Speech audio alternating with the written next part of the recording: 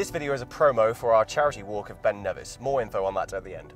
Today is a gloriously cloudy, rainy day in West London, and so I thought it would be the perfect opportunity to give you an insight as to the training regimen for our charity climb of Ben Nevis, which is happening at the end of next month, can you believe? So we are heading to Northala Fields, which is in West London near RAF Northolt. At various points it has been called Northala Fields, Northolt Country Park, Greenford Country Park. The name changes on a daily basis as far as I can see. A large open area with some hills for hill training. What more could you want? I've done some number crunching. Ben Nevis is 1,345 meters tall, or nearly 4,500 feet if you're into all that Roman Catholic stuff. The mounds in Northala Fields are of varying sizes. So the rough numbers are, if I was to do all 4 of the mounds in sequence, I would have to do them 17 times to equal the height of Ben Nevis, or 61 times just climbing the middle mound. I actually did the shuffle just then. Oh. Now these shenanigans right here is exactly why I'm not taking the White Lightning to Ben Nevis. As much as I would love to, I don't really fancy a 13.5-hour drive having to stop for an hour every 100 miles. You win some, you lose some, I guess. Now the astute amongst you will have noticed that I'm not dressed anywhere near appropriately enough to climb a mountain. For the actual climb itself, obviously I'm going to be layered up a hell of a lot more than this. I also want to invest in some sort of flexible trousers, jogging bottoms. I don't really know, because I don't particularly want to have to sacrifice a pair of trousers with each climb I do. I've taken my utility / work trousers with me to Snowdon and Scafell, and both pairs ripped quite substantially on the way down each time. The cow trousers, so I need to think about exactly what I'm going to take with me. I also need to invest in some proper hiking boots. I do still have the ones I used for Snowdon and Scafell, but unfortunately the heels have been worn to absolute f***ery. Let's do it. Once the warm-up is done, that there is the central mound, which is 22 meters, and you see the little path that I mentioned, but also you can climb straight up the side, and that's a lot closer to the conditions you'd actually expect climbing an actual mountain, as opposed to some hills in West London. Jesus Christ, I can't even walk. Mud, man. Look at this shit.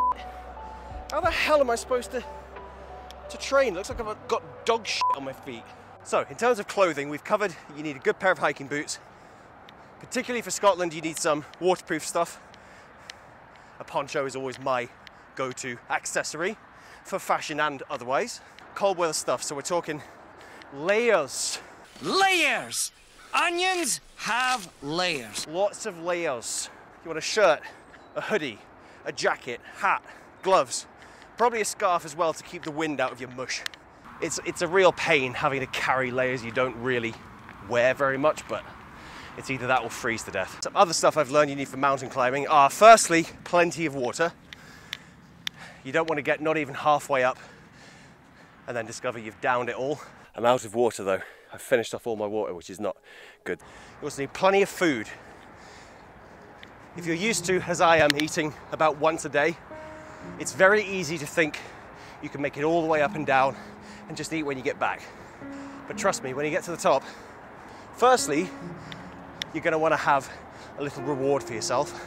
But also once you finish climbing, you realize just how much of an appetite you've worked up. So you need wet weather gear, sustenance, cold weather gear is a must. Sunglasses, probably not compulsory for Scotland, but you know. But most importantly,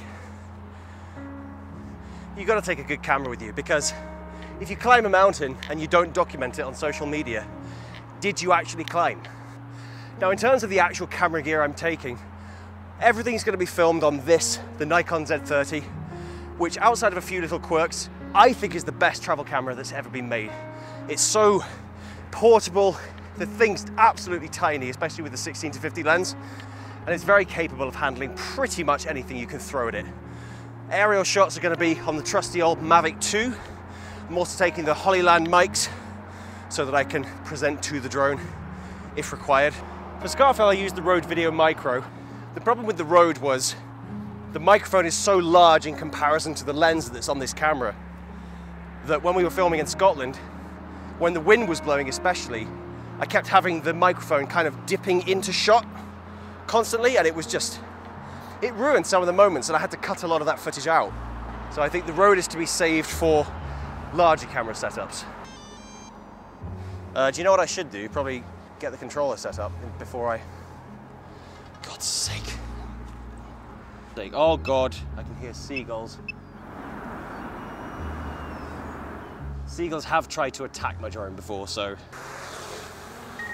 Now further to my point about the gear I'm taking, I am taking a gimbal with me, but it's going to be relegated mostly to the backpack.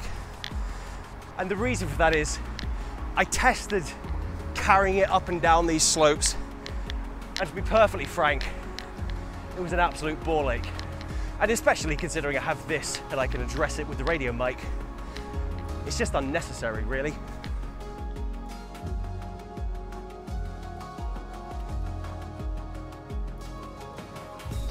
Oh, that hurt. I should say as well, I'm normally a lot faster at climbing up this, but trying to carry one of these as well as judging where the drone is a bit of a pain in the arse. So don't judge me by my performance here, please. I mean, it's not a bad view, is it? So just a bit of backstory about this place. These mounds are constructed from the remains of the old Wembley Stadium before they blew it up, deconstructed it, I don't know. And so the rubble from the demolition was used to create these mounds and all of these, I don't know what you call them, imprisoned rocks, I don't know.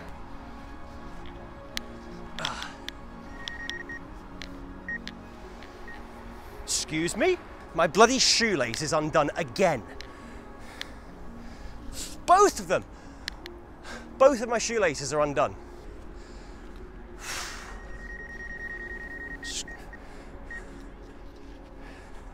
I think it's struggling a little bit when I turn around, because every time I turn around it seems to zoom right up my crev.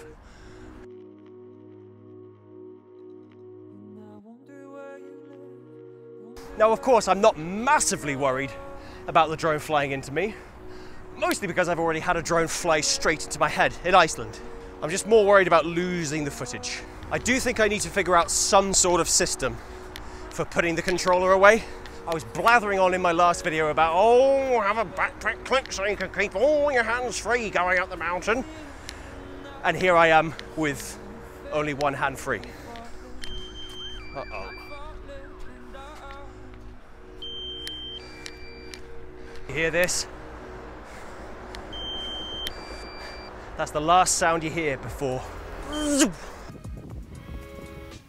Oh! Right, so we're almost done. So this is the third length. So when we get to that hill there, we're gonna do one more length across all of them, and then that will do for today. I didn't realize quite how much I'd forgotten the way that low battery drone noise is seared into my memory, along with a sizable chunk of my head, which is now somewhere in Iceland between Thingvellir and Gullfoss. Man, look at these shoes. My shoes are literally weighing me down.